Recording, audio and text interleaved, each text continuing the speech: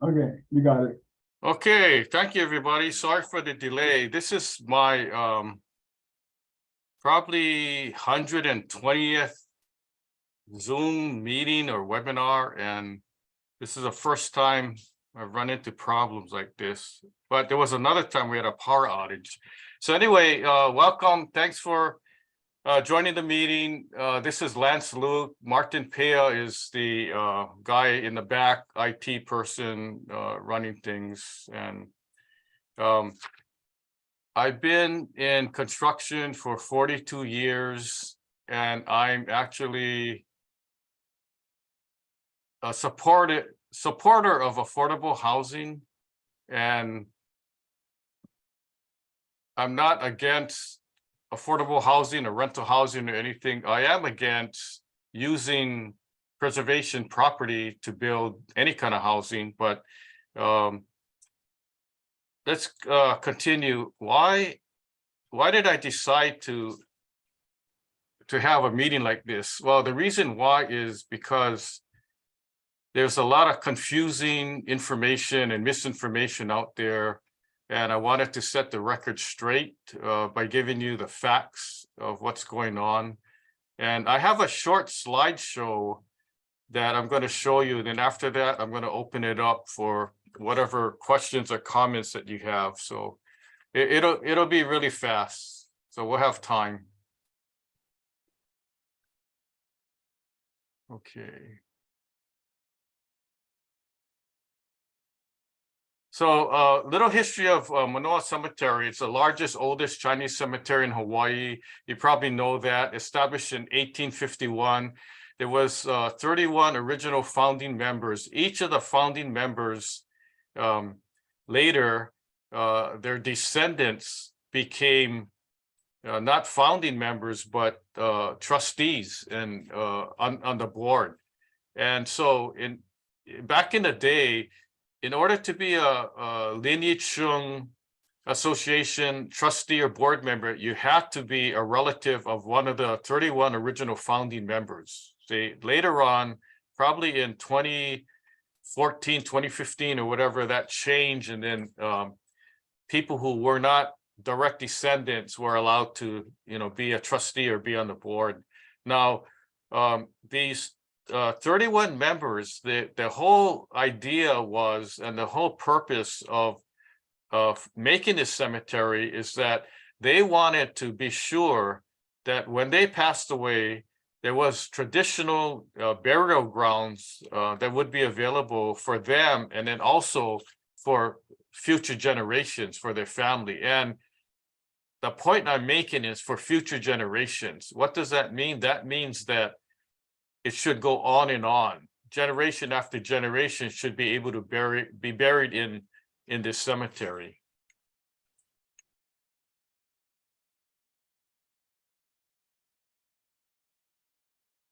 So my background with the cemetery, around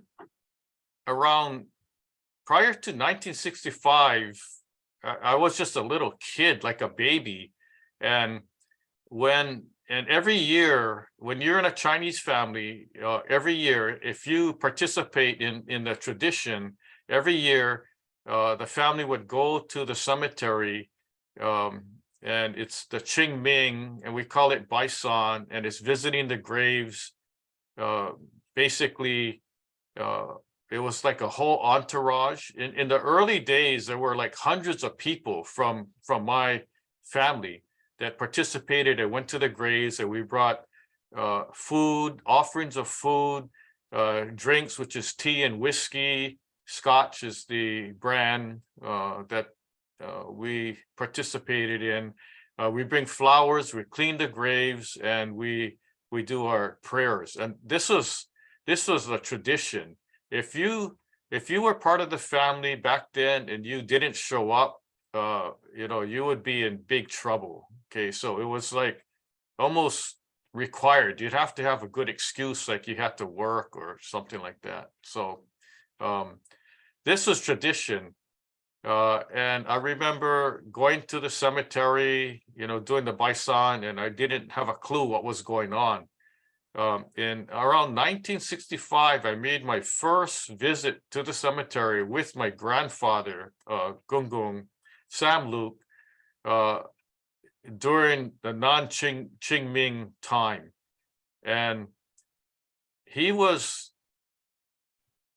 at the time, he wasn't the president, but later he became the president of Lin Yicheng.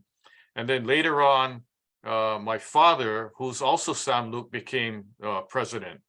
So I have a direct relationship. But anyway, in 1965, my grandfather took me to the cemetery and he said, he drove around, we got out, we started walking around, and he said, this is our legacy. We have to continue, this tradition. And I'm saying, well, what are you talking about? What kind of legacy is this? All I see is like, dead people here. And at that time, I was too young to realize what was going on. I didn't have a clue. And I'm thinking, well, what kind of legacy is this? I don't know what's going on. But later on, through the years, I got to understand that before the tradition, it was just like showing up and doing your thing and not really, there was no connection for me. When I got to be a teenager, rebellious, and I didn't want to do that. I'm like, I'm Catholic. Why are we participating in this Tao religion? I have a conflict here. And then my mom said, well, it's a tradition. You don't need to consider it as a religion because we're not of the Tao or Buddhist religion. We're still Catholics, but we still, because we're Chinese, we celebrate the Chinese tradition. So anyway, I got over that, and then years and years went on, and then I finally realized when my father became on the board and then he became the president, he was consulting with me because I have a lot of experience in real estate and construction. And although I was not involved on the board, I was on the side kind of giving him advice. The problem was I would give him good advice, but half the time he wouldn't listen to it. So anyway, I guess that, that's how it goes. So I've been involved in the cemetery, in visiting the cemetery and knowing what was going on since 1965. I did not become officially on the board until probably 2017. And the reason I got involved was because my father had passed away, and he encouraged me to be on the board because he wanted me to take his place as president, and I refused. I said, no, you guys are too unorganized. You guys always like talk, and there's no action.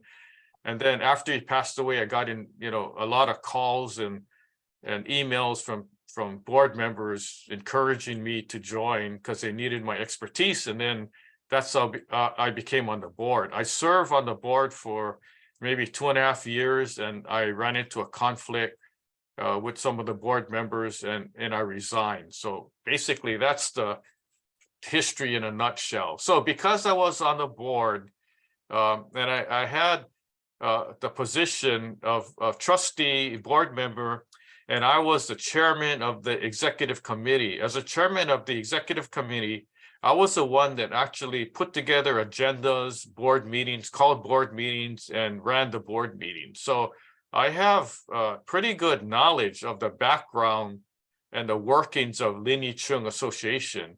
After I resigned, I'm not sure really what was going on, although I hear about it,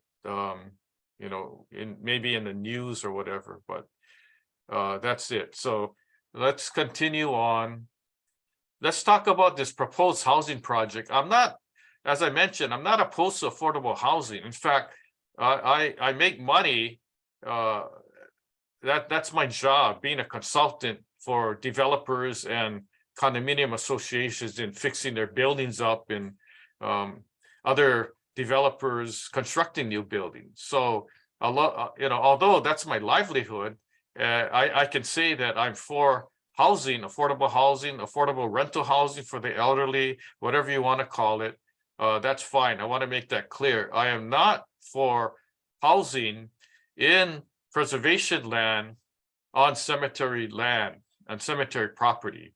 So this Manoa Banyan Court, as you know, you probably heard about it in the news. It's 4 3-story buildings, a total of 288 low-income rental apartment units. And the way that the criteria is set for low-income rental or even low-income housing, if you wanted to purchase a condominium, it kind of doesn't make sense. But anyway, that's for another discussion. So what we have here is taking about 8 acres of forest land. Basically, nothing was built there. It's a preservation property, and taking that property and building this housing project. And it's a pretty substantial project. If you want to know more about it, I know there's people who, there's one person who's an architect that made like a architectural rendering to show the size and scope and all that. So basically, that's the proposed housing project, and there's been uproar in the Manoa community not wanting this project because of various, different reasons. Okay, now let me skip to this. There's a law, HRS 201H38, and I call it the Wild Wild West and East and maybe North and South law. And this law has been in existence for a while now. And it was basically the whole concept of this law was because we have a shortage of affordable housing. The government decided that they wanted to make the law so that it's less stringent on developers to build more housing. That was the whole intent. The intent was not to just take any old piece of property and now you're exempt from any kind of regulations and you can build whatever you want.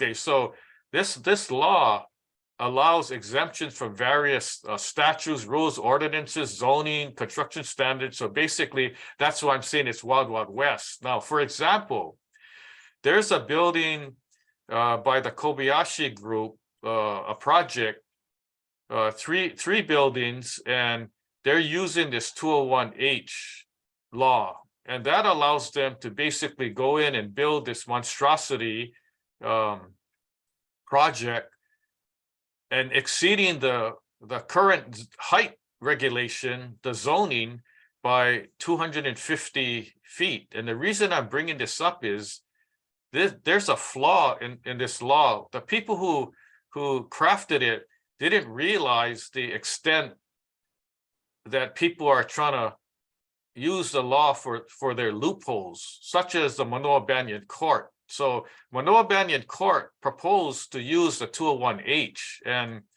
by doing that, they can actually take preservation land and build housing, which according to the current zoning land use ordinance, you cannot build a housing project on preservation land. Okay, but with the 201H, that's the loophole. So currently now there's all these different bills at the state regarding like tweaking the 201H and adding this, adding that, which is a good thing. And I'm thinking that if any developer wants to build their project on land that is currently not zoned for that type of project, such as Manoa Banyan Court, then I think the law should require a full environmental impact statement. And that wasn't thought about in the beginning when they made the law. That's why I'm saying it's Wild Wild West, and the law needs to be changed because now we're realizing all these problems. I mean, with 201H, you could have a golf course, you can have whatever kind of property and decide to build housing and not follow all these rules. So hopefully things are going to be changed, and that's a whole nother discussion for another time. Now, when the Manoa Banyan Court project was proposed by Lineage Chung Association, they had to submit what's called a DEA, a draft environmental assessment, and they did that once. And the governmental agency that's in charge of reviewing it is DPP, the Department of Permitting and Planning, and that's a city agency.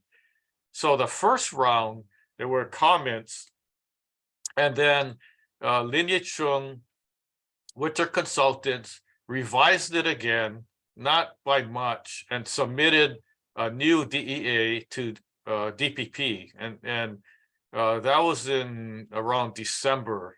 So there was the way the process is, after the DEA was submitted by DPP and actually released, then there's a time period by which people could make comments on it, whether they're for it or against it. And I know there were many comments raising issues against either the project as a whole, or at least saying, I think that DPP should require an environmental impact statement and not just an environmental assessment. Now, there's a difference. An environmental assessment is not that stringent as opposed to an environmental impact statement. And that's the reason that I'm saying that we should require the whole impact statement. It covers a lot of things. Now, in the responses to the DEA, there's important issues that were brought up by different organizations and different people. And the individuals that brought these comments up were not all from Manoa or living in Manoa. So, early on, Lin Yi-chung was saying, it's not in my backyard issue, or then they changed it to, oh, it's the rich against the poor or whatever. But here's the important issues that were brought up, okay, on the DEA: the traffic congestion in Manoa, the drainage, stormwater issues, environmental issues, and then many other concerns. And I'm not going to go into each one of them, but there are issues. And the DEA consultants, I mean, there's issues in the way they approach their studies also. Like, for instance, traffic congestion. You do a traffic study when the school is out, right? It's holiday time. Well, of course, there's going to be less cars on the road. Drainage, stormwater issues. There's people who actually commented on those. Environmental issues, and then some other things. So I mean, it's good that people can express their opinion, and it's not just thrown down and saying, okay, we're going to have this project approved, and nobody can say anything about it. Now, the DEA responses against the project came from a number of entities and individuals, like Senator Carol Fukunaga, the Manoa Neighborhood Board, Malama Manoa, Hawaii's Thousand Friends, Bruce Anderson, who was a former Department of Health director. There's a person who was a former Oahu Burial Council member, and then myself, a former trustee, board member, and executive committee chair of Lin Yi-chung Association. I expressed my opinions, and there were many. I filed actually 4 separate responses to DPP regarding the DEA. And if you want to read my responses, you can go to my website, preservemanoacemetery.now.site, and it's all there.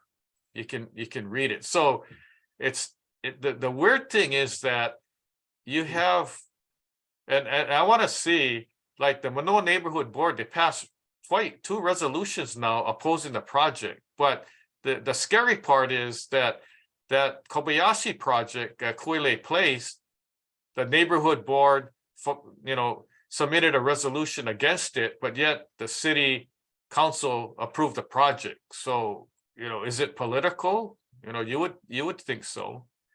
Okay, I'm bringing this thing up. The forested area, you have trees, flora, fauna in that area. You can see outlined in red. You can see all the trees. Right now, there's like old houses there. And part of my response to the DEA is that they didn't take into consideration the fauna. They kind of said, well, maybe if we saw something, we would report it, but they didn't really write too much about it. And that area is known. It's proven to have these white terns, and even the Hawaiian hoary bat. And I haven't seen the Hawaiian duck, but that's like an area that the duck could be. And these things were not addressed in the study that was submitted as part of the DEA. So that's another issue that I brought up. And this is part of saving the environment. Do you want to, cut down the forest, and then where are these birds going to go? Where is these bats going to go? Right. So that's an environmental issue.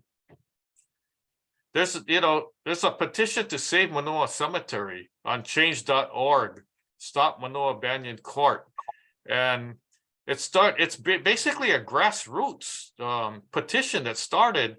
And to date, we have over 5,000 people that signed it against the project. And this is not my petition. It started by somebody else. The reason why I'm bringing it up is I signed it. And if you didn't sign it and you're a supporter of stopping this project, please go and sign the petition, and we'll get more signatures. And I think 5,000 signatures is a lot. That says a lot. That basically tells the city council and the developer that we got 5,000 people that don't like what you're telling us, what you're building or what you're proposing.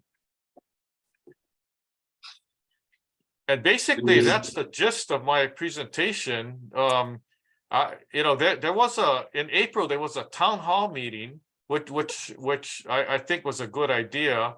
And I was surprised. There were like at least 300 people there, okay, in attendance, and most of them were opposed to this project. And I was kind of surprised myself, because I attended in the same venue when the Army Corps of Engineers had sort of a town hall meeting about their Alawai flood control project.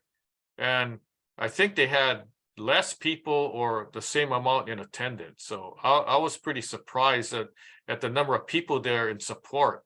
So, once again, my website is preservemanoacemetery.now.site. I got stuff in there.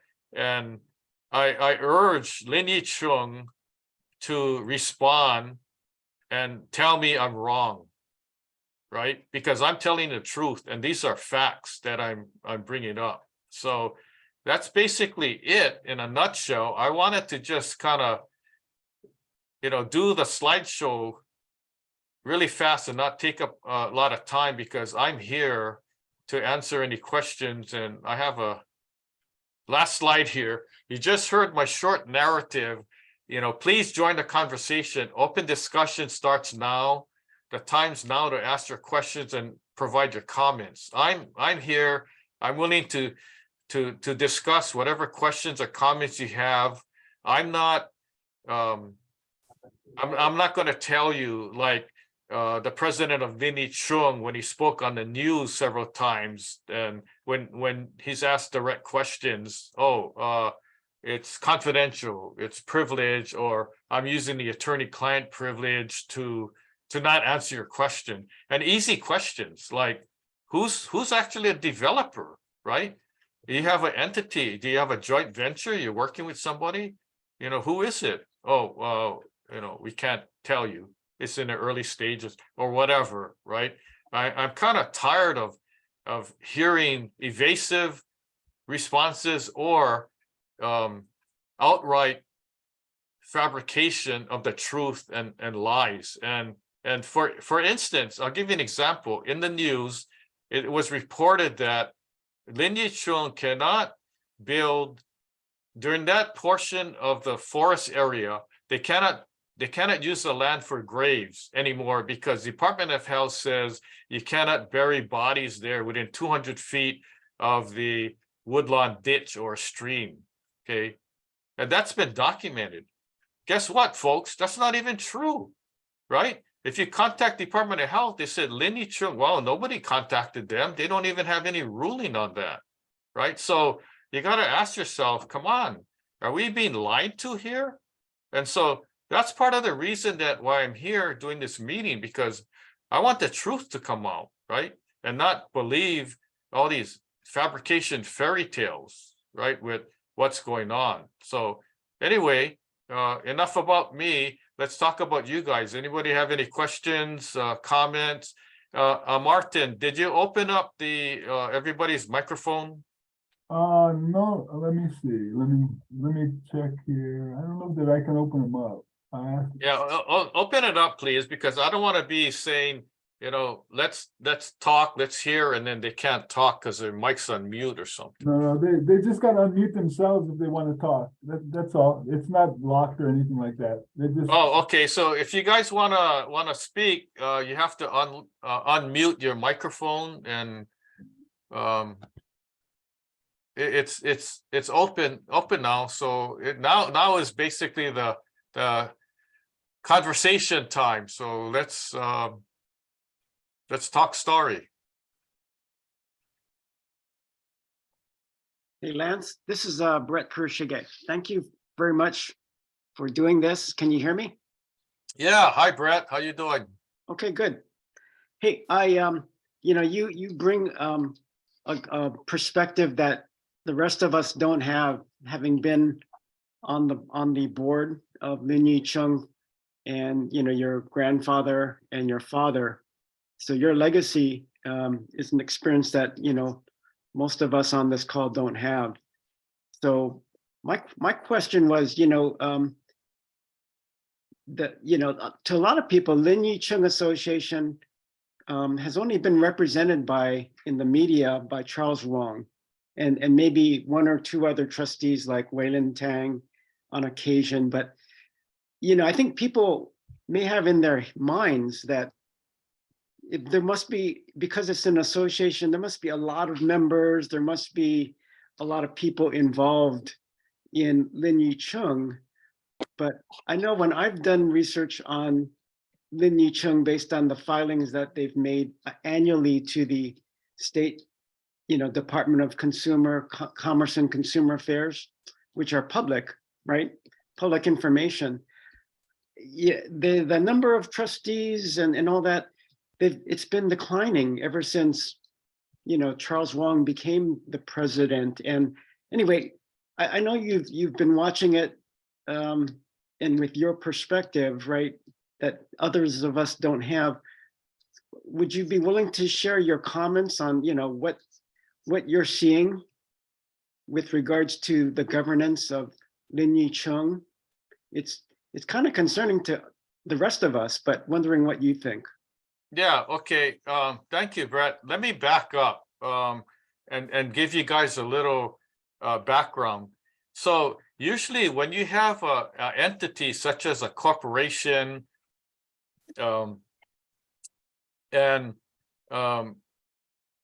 usually the corporation has a board, and there's other members, right, of the corporation, and the board actually reports or is responsible for the membership, such as if you have like an entity, and it could be like a nonprofit or maybe a for-profit, it doesn't matter. But usually you have, like, I buy stock in a certain company. I'm a stockholder. I'm a member of that company. The board actually does their business, and then they tell me what's going on, and I have a say in that, right?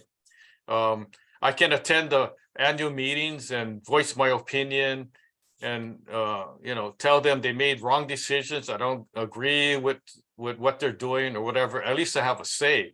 Now, Lin Chung is a corporation, right? But they report to themselves. There's no other members except the board members. So if they have, I don't know what currently the number of board members they have. Maybe Brett does, because I don't check. Is it like 8 or 9 or something like that? So Brett, do you know how many current board members they have? Based on the last filing that I saw, it was 10, but my understanding is that since that filing, which I think it was 2021, I'm sorry, 2022, my correction, 2022. Since that last filing, my understanding, it went from 10 and some people have resigned recently since that filing. So it may be at this point 9 or less that are on the board. And like, for example, when you were on the board, and when my understanding is when Charles Wong was first on the board, there were many more people on the board at that time, probably more than double that amount. So it's really gone down quite a bit. And even before then, when your dad was president and your grandfather, there was even more people on the board. So it was more, a community thing. And it's like you said, it's concerning to me anyway, that it's really dwindled to a very small, almost you could say handful number of people that are, representing Lin Yicheng Association. Well, when I joined the board, I think there were like 24 board members, but half of them were not active. They were just names on the list. So we reached out and asked them, do you want to continue being on the board? And a lot of them said, no, I'm not interested. I'm too old, or we couldn't even get a hold of some people. They may have passed away. So basically, it was down to, half, maybe 13 or whatever. And out of that group, there was only a handful who were really active, right? So, but basically, you have there's a misconception, because when you think of a board, you think of an active board reporting to members, like a church. You have a church board, and you have a congregation, which are members, and then the board reports to the members. In this instant, you have board members that basically report to themselves. They go to the meetings, they talk amongst themselves, and then that's it. They make their own decisions. It's like a closed network that is hard to control.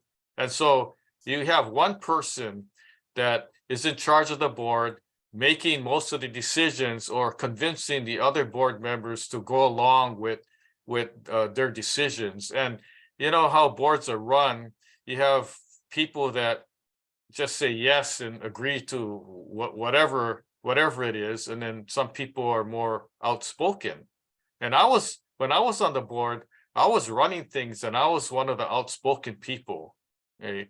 But there was a clash of personalities and things. So what I'm trying to get to is, and in answer to your question, when you have people who are not interested, and as a board member, a trustee, we don't get paid. So when we have to spend hours and hours discussing certain things or showing up a board meeting and getting into conflicts, then we ask ourselves, is this really worth it, right? What are we doing here? I'm not even getting paid, and I'm spending 4 hours on this day attending a board meeting or following up stuff, and then I get into a conflict argument, and I don't need this. I got other things to do. So people get not interested, and the direction is maybe not in concert with what they're thinking, their line of thinking is. For instance, I'm aware of 2 board members who wanted to fundraise and fundraise to fix the buildings up, and not fundraise or not go in the direction of Manoa Banyan Court. So then there was kind of a conflict between, the board. So since when I was on the board, one person who was very active left because of the president. I left because of the president, and another person or two may have left because either they couldn't get along with the president, or they had a difference of opinion in how things were run in fundraising. So that's the reason. Historically, if you look at why these members are leaving, it's not because they're too sick to participate, or maybe they're sick and tired of it, but people leave because they got health issues, or they want to spend more time with their family or whatever. I don't think that's the case here.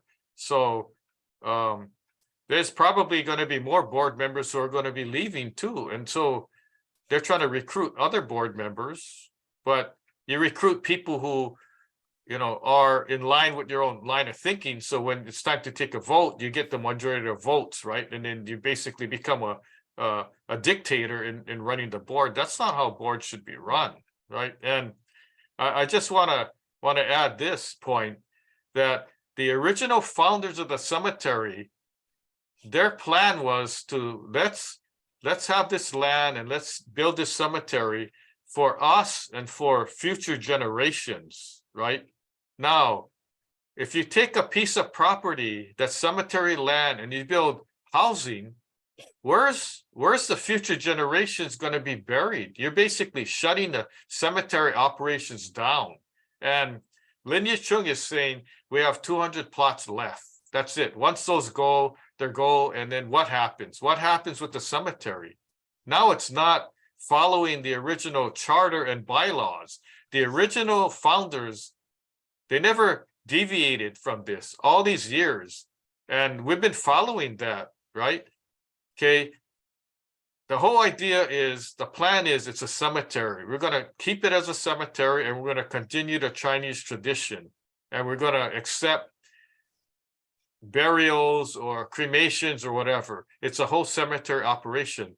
Once you change that into now, I'm Lin Yichung, now I'm the developer now. Is that cemetery operation? That's not. And then further to that, the IRS 501c13, okay, their tax exemption is for cemetery purposes only. And I'm saying only, it's not for any other thing other than cemetery, like even development property. Now, when you have housing and you're collecting rental, that's not really per se cemetery property, but they're using the income for cemetery operation. And those houses were there, from the 1930s or 50s or whatever. So that's not an issue. The issue that I'm bringing up is, hey guys, you do not take cemetery property and do something else other than for cemetery use. And that's the Manoa Banyan Court project. Now, the other side of the coin is, but we're going to be bankrupt in 5 years if we don't do this project. Okay, well, maybe that's true, maybe not, but there's other ways to raise money. But then it's just, over years and years and years, it's poor mismanagement on the part of the board. Mismanagement. There's so many things I can point out that's totally mismanagement. And when I was on the board, I tried to correct those things, but I got shot down many times. But it's like I tried to do what I could, but it didn't work, because their whole tunnel vision attitude now with the board is, this is all or nothing. We need this project. So we're gonna do it. And that's what they're trying to do, right? So it's just, I don't mind if they try to do it in a good way, but not lie to everybody and say, and I use the word lie because you don't tell the media one thing and that's not true, right? So sorry, Brett, that's a long-winded explanation to your answer. I kind of deviated from it, but this, because I'm so involved, because it's part of a legacy in this, although I'm not on the board anymore, I still feel that I have a say in this, and they don't like it. The board, all the board members don't like what I'm saying. They don't want me to be doing this, but I don't care. I'm not doing it for their sake. I'm doing it for the cemetery's sake. I'm not even doing it for the sake of the Save Manoa group, right? Although part of it has to do with, not wanting this project. So to me, saving the cemetery is first, and then save Manoa. And I'm with the group that is not supportive of this project for my own reasons, and then for other reasons too. I don't know if people actually read my responses to the DEA, but and I've not seen too many other responses, but I know there was a lot of energy in raising a lot of different issues. So Brett, you Well- got anything else? Well, the other Okay. Hey, thing, Lance, you this know, is- again, from your perspective, your perspective as a former trustee, and again, with your legacy, with your father and grandfather being former president. Another thing that's concerning, again, looking back at the public records, including the Form 990 IRS tax forms that, as a 501c13 cemetery organization, nonprofit, Lin Yicheng Association is required to file to the IRS. Looking at those records, we can see that they were financially in the black. They made their ends meet. Consistently, at least as far back as we could observe from 2004, they always made their ends meet. However, since Charles Wong became the president, they started Lin Yicheng going into the red. They started incurring operational,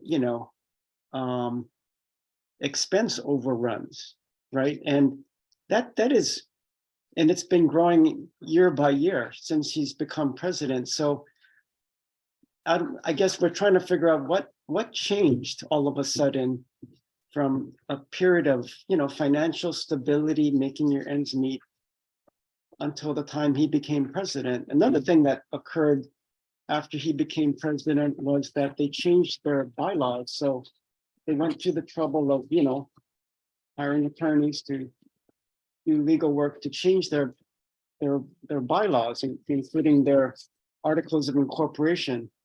And the language that they added was kind of concerning in the sense that, like, for example, one of the changes they made was they added a new language in their articles of incorporation in 2018 that states that, like you said, they're a corporation, right? The corporation, Lin Yicheng Association in this case, may pay compensation in a quote unquote reasonable amount to its members, directors, or officers for services rendered.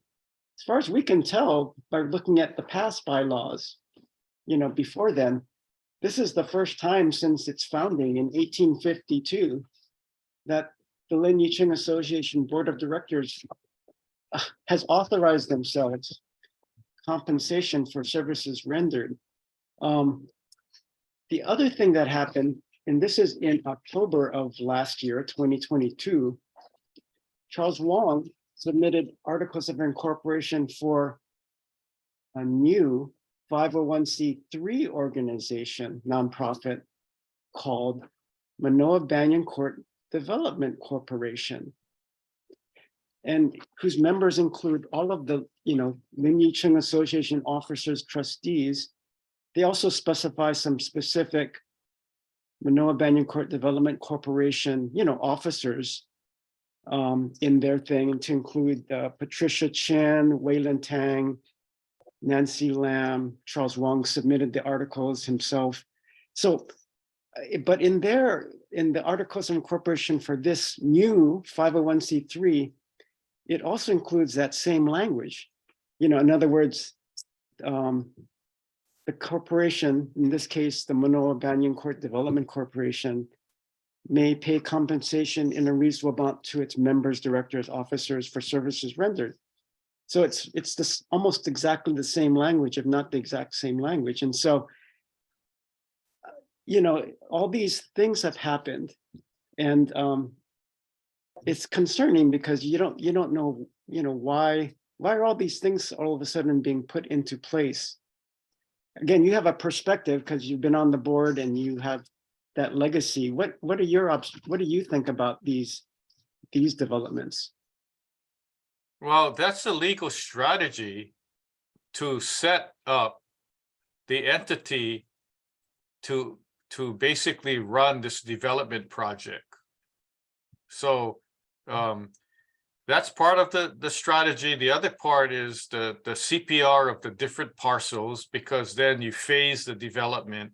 So there's all these things going on that's setting the stage for this Manoa Banyan Court project, right? So the strategy is that you cannot have Linyi Chung as a developer under the 501c13, because that's outside of cemetery operations. So they have to basically legally make a separate entity, and that entity is a development entity, right?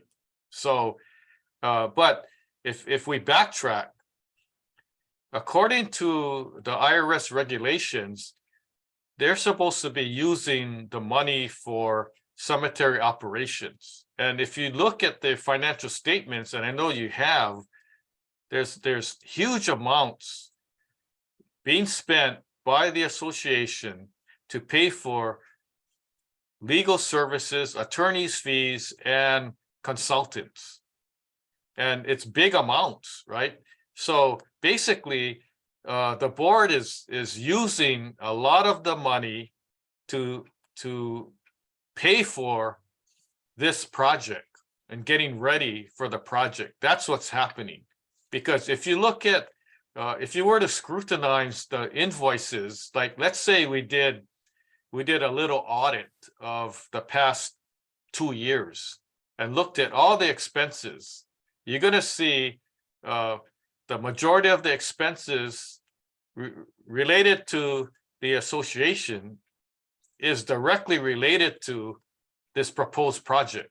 It's not for cemetery landscaping, new trees, or fixing up their buildings or whatever, right? You know, it's obvious they're not fixing up the buildings. I passed by there the other day and it looks the same as it did 5 years ago. So where's the money going? The money is going to pay for attorneys, right? And paying for consultants. And you know, if the group 70 is not doing it at any cost, well, I'm sure all these other people, Austin Susumi and the guy that actually helped write the DEA center, whatever his name is, and paying for the fauna and flora study and all that, I'm sure that's not all free. So all that's being paid for by the association and has nothing to do with cemetery operations. So that's a question for the IRS. Like, okay, IRS, is it under the 501c13, is it allowable for this association to use all this money to pay for stuff that has nothing to do with cemetery? It's for a proposed development project that we don't even know if it's going to be built or not, right? So, and that's a question for the IRS. And I think it needs to be answered. And you know, what else is happening now as far as the revision of their bylaws and all that? I know I was on the board at the time when we passed that, and part of the reason is that not necessarily to pay trustees for you know, sitting on the board doing work or whatever. It's basically one of the reasons is to pay for the superintendent, give him a little pay because he's doing extra work. He wasn't getting paid, and yet he's a board member trustee. So that's one of the reasons. But when you look at it, it's like, okay, the way that it's written, if I was on the board and I spent 10 hours, you know, trying to work on this development project, I'll submit my bill and I can get paid, right? That's how it's written now. And I don't know if that was the real intent, but also in the future, what if a member of the trustee on the board owns an entity in a real estate management company, property management, rental management company, or what if I was on the board and I said, I want to be the construction manager managing the construction of Manoa Banyan Court, right? Although it would be sort of a conflict, I could submit my invoice every month, and under the new bylaws, I can get paid too because it's allowable, right? So it's too much open, and I know where you're going and raising these issues, but I don't think we've seen where there was an abuse of that. But of course, I haven't seen any financial records or anything, but it's just kind of weird that it's set up like that, for future use. Yeah. Hey, Lance, this is You Mark. know, We have somebody with the hand raised, yeah, Ellen? Ellen, you can unmute yourself if you want to ask your question.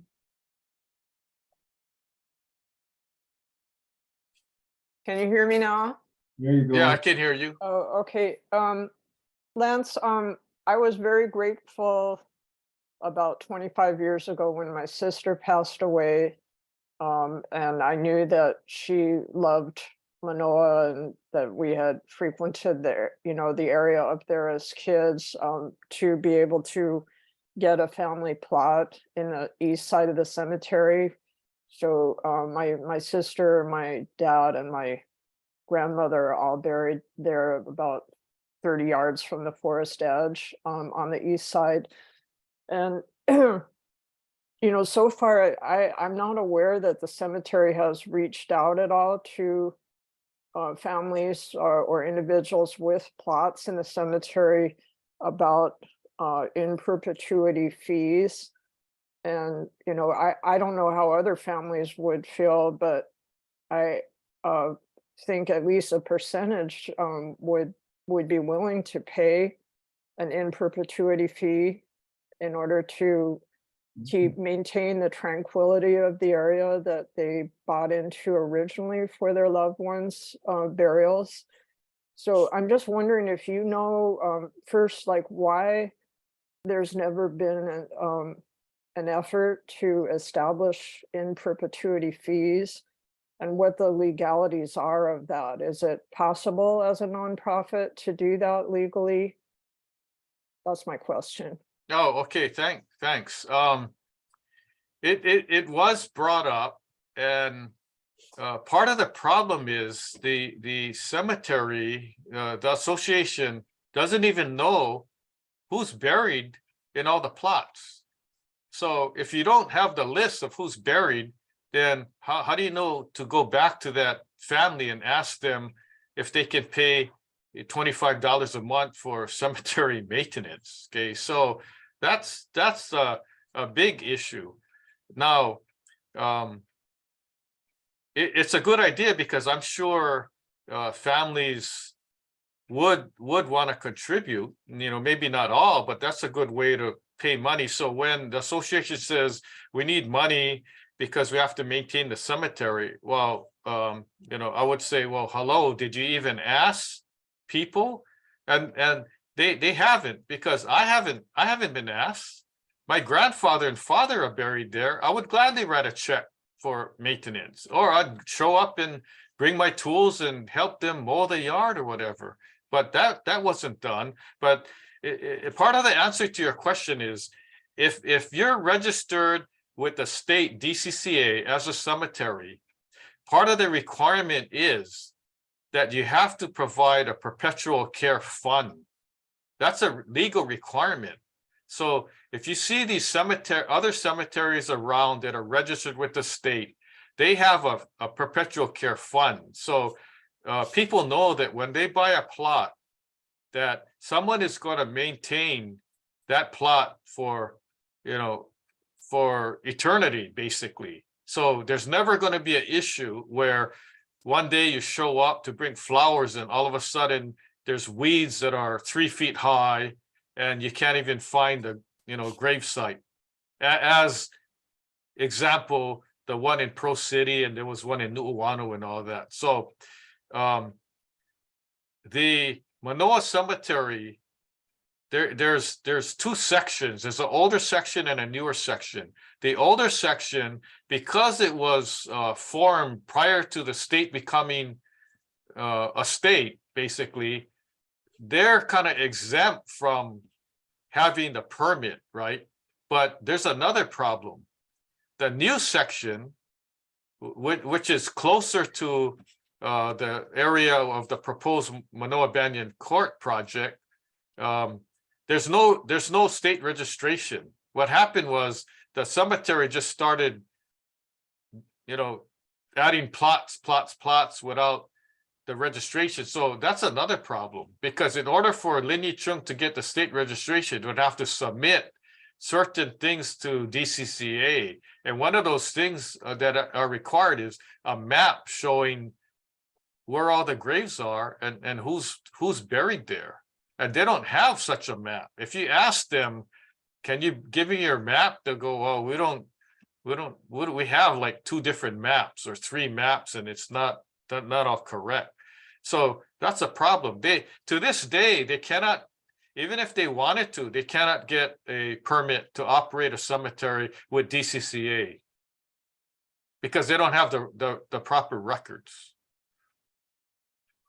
So does that mean they've been operating illegally on the east side? Yes and no. I mean, the state is aware. The state is aware that there's a cemetery there, but there's other cemeteries that don't have a permit either, and the state is really lax, right? If somebody went to investigate in DCCA and said, I want to see the list that you have of all registered cemeteries, and I'll show you the list that I have of all cemeteries in Honolulu or on Oahu, and the list that DCCA is going to be shorter. I guarantee that, and they know that, right? But is anybody enforcing it? Not really. Okay, so if there was registration, with DCCA and it became official, guarantee there would be a perpetual care fund already. People wouldn't have to donate money, because when you buy a plot, then basically it includes some of the money that goes into the perpetual care fund. And then, by the way, when there's a fund established and there's like $50,000 put into the fund, the association cannot withdraw 1 cent. So they can't, it's not like a bank account that they can go and use it freely. It's basically putting that money up with the state, and you can't tap into it. Okay, thank you. Sure. And then I had like one other quick, I don't know if it's a quick question, but a question for you, because you've been saying that Charles Wang has not been telling the truth when he says that the burials are not allowed within 200 feet or something of a waterway, and that therefore they cannot do burials in that forested parcel or most of it because of the woodlawn ditch. And I'm just wondering, like, where do you think that statement is coming from? Did he just make that up out of his imagination or something? Or as a trustee, do you remember that coming up in the meetings? Or Yeah, I remember it coming up. well, But at meetings, people can say whatever they want, right? And it could be that I don't know where he got the information from. It could have been somebody told him that. But you have to go directly to the source. So if he's saying the Department of Health is saying that, then you go to Department of Health to verify, right? And that's what we did. We verified that. And Department of Health said no one ever contacted them. So we can safely say that he didn't get the information from Department of Health. We don't know where he got it from. Is he making it up? I mean, I heard that too at one time, but I thought it was true. But then upon further investigation, we found out that that it really wasn't. And then there's other issues such as, is a woodlawn ditch really considered a waterway or a stream? And then what about, okay, so if that really was the rule, that still doesn't prohibit use of cemetery land, right? So if Lin Chung was barred from using that land to make burial plots, all right, then use the land to build a columbarium, build 6 columbariums. So for somebody to come on and say, oh, we can't use the land for cemetery use, period, and that's why we need to build this housing. No, that's false. That's not true. And that's part of my point. And that's why I wrote a letter to the editor saying the information is not correct when you say that that's the only thing you can build because we're restricted from building graves because Department of Health said this and that. Well, you don't, that's why I have to refute it. I said, if that was the case, then you shouldn't even be building this project at all if you're saying there's no land available. So what is it, right? Can I pop Well- in and say something, Mrs. Willow? Sure. Good morning. Thank you so much for taking the initiative to have this. It's good to hear these things. Some people, maybe it's new, some people have heard it before, but it fortifies the necessity to continue with our action. I just want to bring up a few things because there are some people here who maybe we haven't had a chance to touch base. So if you see the video, you can hear my colorful presentation in April of last year. And I know Brett and the people and the crew, they're very tireless, Seth and Brett and Whitney and Tom, et cetera, et cetera. Everyone's impassioned and everybody wants the same outcome, which is to not have this thing built. That being said, I understand people also have their own personal interest in terms of like what speaks to them, whether that's environmental issues, whether that's traffic, whether that's historical preservation or maintaining the integrity of Manoa Valley. So I was born and raised in Manoa. I went to Noelani School and Manoa Summer Fun and all of those great things. I have ancestors that are buried and family that are buried. So I went to also Qingming and Baisan ever since I was as far as I can remember. And and I actually tried to find out where exactly our ancestors are buried, because when we would go, the ladies would stay behind and the men would go up to the sites, the grave sites. But, you know, as time marches on, and because, you know, my father got a start later in life, a lot of the elders just started passing on. That's just the natural course of things. And sometimes there's, the intention might be good to like stay with the course of people who have the knowledge or have the experience. But one of the biggest pitfalls of that is that if you don't pass the torch or train somebody from the next generation or any other generation, then you have this leadership void. So in my own interpersonal family, I had said, like, I want to go to the grave sites. I've gone to this thing my whole life and I feel like I'm entitled and I'm forever going to be a Chang. And I got a tremendous amount of pushback because of my gender. So why do I bring this up? Because there's going to be some antiquated things in the mix and some resistance to what Lance spoke of, if you're that, you know, if you're that nail that sticks out. So sometimes someone had asked like, oh, well, what about people on the board? Can we get them involved? There's a still very much cultural resistance to rock the boat. That's why I'm bringing this up, right? To rock the boat, to not make waves, to don't, you know, don't bring shame. You're being too loud, you know, hope for the best, it's going to work out. But I think we all know that when you have that dynamic present, people who are opportunistic can take it and run, which we're seeing right now. I would love for us to put our hearts and minds together to think how we can continue to canvass and reach out to various groups who I think would take an interest. So I've done a little bit of legwork, but you know, every now and then you have to take a break. It does take a lot of time. And as Lance said, we're all donating our time and energy for the cause, uncompensated, because we believe in this. I have reached out to Hawaiian Studies at UH Manoa. I have to follow up again, but they are very interested, knowing that Kaniwai Stream, which is fed by Manoa Stream, is possibly going to bear the brunt of a flooding situation when, not if, when that happens. We can see that with the impact of global warming, things and weather patterns have changed considerably worldwide, and I don't think Hawaii is going to be exempt from that. So they're right there at the base of the stream, and their lo'i and their whole program is there.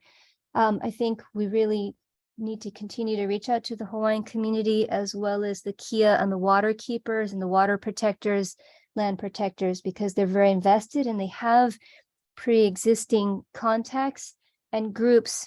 Because in my opinion, Red Hill and Mauna Kea and all of these things are interconnected, regardless of how you feel about the military or science or astronomy.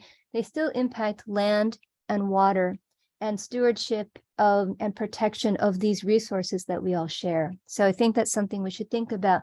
In a historical context, that property has housed a lot of homes that were residents by people of Hawaiian descent, and the ali'i have strong attachments and associations with Manoa for generations. I think this is something we really need to amplify, because there are renewed interest in the historical components of a place, as well as the ecological side of things, not just from the water standpoint, but as Mr. Luke had mentioned earlier, preservation with the animals, right? It's a whole ecosystem. You can't take one book out of the bookcase and think it doesn't going to impact everything else. So you can't just remove the trees and think that, well, everything's going to be fine.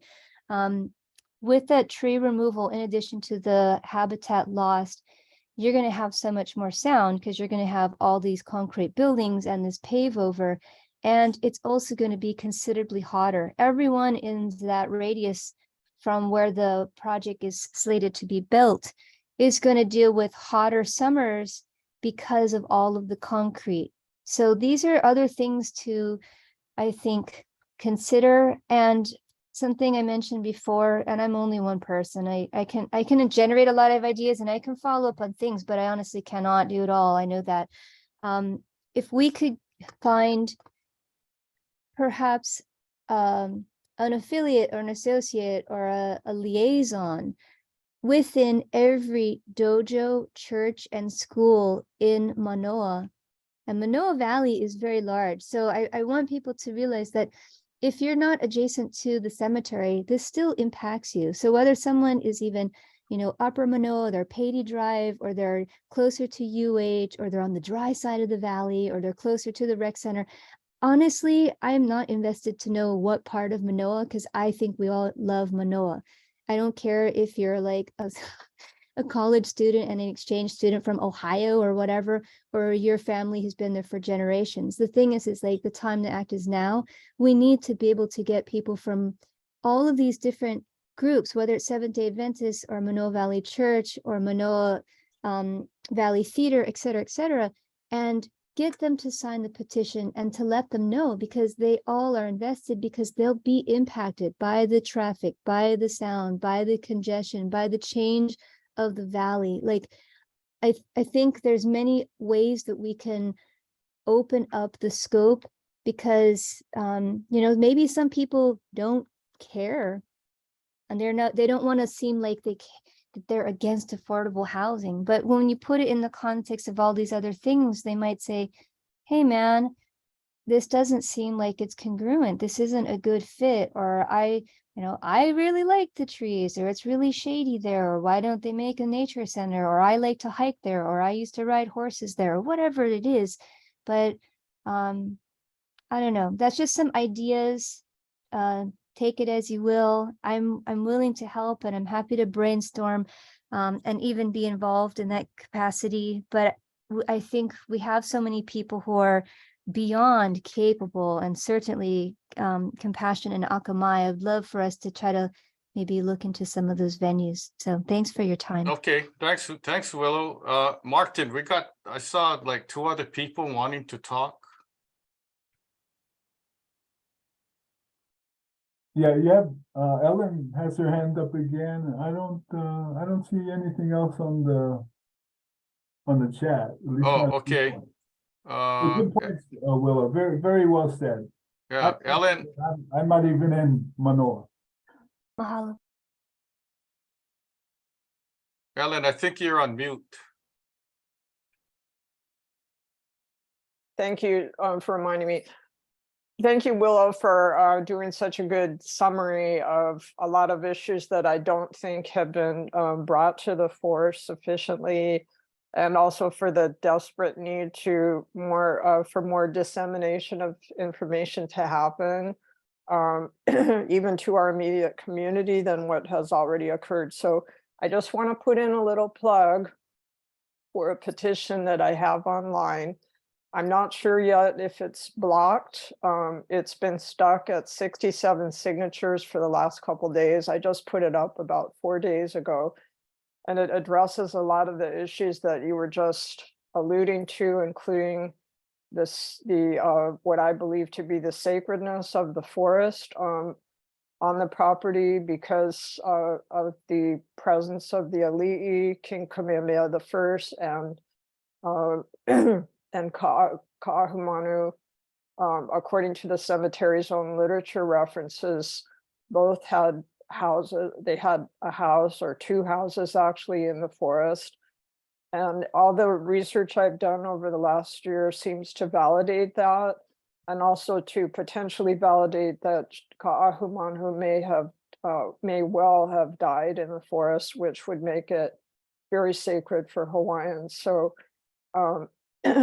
you know, maybe Brett, since you have a lot of cybersecurity expertise, way more than I do, you know, being in the military as an officer doing that type of work, maybe you can help me to be sure that my petition is not blocked. And then once you are able to help me with that, maybe, you know, as per my request, maybe you can post it so that we can collaborate and you know, have a link to my petition sent out as an update on Stop Manoa Banyan Court, and, you know, join forces here to try to protect this sacred preservation zone forest. So I just want to put that out on the Zoom meeting as a request. Okay, thanks, Ellen. Hey, My Brett, are you petition, still oh, there? my petition is called, if anybody wants to Google it, to try to sign. Like I said, I don't know if it's blocked right now, but it's entitled Save Manoa's Historic Sacred Preservation Forest. And there's a whole lot of information there that, you know, you don't have to read to sign, but it's there if you want to look at it. Okay, thanks, Ellen. Brett, Can are I you? pop in and say something? I actually have to go to work, but thank you for hosting this. I just wanted to mention this for anybody who might wonder, what happened to Willow Chang on next door Manoa? Well, someone called me in because right before we had to submit testimony and letters, they claimed that my frequent posting on the matter was, whatever their terms are, I got blocked from next door Manoa. So I got kneecapped because people could see there was a lot of traction trying to drive traffic to the petition and to garner people to write letters, et cetera, et cetera. I got a lot of positive feedback from people who wrote to me in private, and they learned a lot of things and they didn't know about it and they were excited. And I was excited because I thought, oh, this is great. For whatever reason, people seem to like Nextdoor. That's why I haven't been on Nextdoor for about a month. I'm not one to get angry, but man, that pissed me off. So I'm still here. I just can't use that forum in the context that they have it. And I think also it should be for the record that I got a threatening phone call message, maybe let's say intimidating, not threatening, a intimidating message from Nani Menderos, who was also on Nextdoor, and she didn't like that I was asking questions. So this just kind of gives some insight. Like, people think that this is just a small community matter, but there's so much money and there's so many politicians who are probably going to like get their pockets lined from this. We really, it is David and Goliath, but I totally have faith in the process that we can give pushback. I have seen it happen in my lifetime and I know it's possible. So Imua, everybody, I am grateful for all of your involvement and your aloha, and I hope we can meet up sometime soon again. Yay. Okay, thank you. Hey, Brett, are you still around? Yes, I'm still on. Okay, I have a question. Do you wanna have another Zoom meeting? It could be to continue conversation, or I think I mentioned to you if you wanted to do a panel or something. Just let me know. We have to sign off like in a couple minutes, but I'm just throwing that out to you. Sure. I had one question for you though, before we did sign off. And again, it's because you have such a unique experience being on the board before and all that. If others wanted to participate in maybe adding new ideas to Lin Yi Chung, right? Because they're not happy with the way things are going, and they do, either they have relatives buried there, loved ones buried there, and they'd like to see if the cemetery can go in a different direction. Do you know of ways that people can ask to be part of Lin Yi Chung Association that you're aware Yeah, of? to send a letter, but what happens is the letter ends up going to Charles Wong. And I'm not sure any other way to do it. And I'm not sure if it's going to be successful or not. Because if you try to get other people in that's not along their line of thinking, then why would they want that person or people on the board? Yeah. I mean, in other words, if they're not going to support this Manoa Banyan Court project, Lin Yi Chung doesn't want them on the board. They're just going to be a distraction because they have tunnel vision right now. That's the only thing that they're going to do. So all their efforts are concentrated on that one thing. Lance, if I could just say a quick few words. Yeah. First of all your wonderful things you've done for our condominium and everybody else. But what I'd like to say is that you have to try to target something else that will make Charles Wong stop this project. And that is to go to the senior centers, to go to the senior, they have, the annual things at Blaisdell or wherever, where all the seniors can meet. They have loads of senior activities. And what you tell them is, this is not a good place to be. This has bad vibes, or you're violating the environment. You can do all of the extensions of things. That is a way, and make that public. And that is a way of saying, hey, Charles Wong, you're not going to have the people move in that you want. And that may discourage them. I don't know if it will work, but you can at least try. Okay. Before I sign off, I want to let everyone know that there's several associations. When the Lin Yi Chung Association was formed, there were affiliate members that consisted of Chinese organizations such as the United Chinese Society, and there's these 7 duos who are like different villages in southern China. And basically these duos were associate members of the Lin Yi Chung Association, and then somehow over time they kind of faded away. So basically, at one time, the United Chinese Society was running Lin Yi Chung. It was kind of a joint venture kind of thing, and then they had a falling out.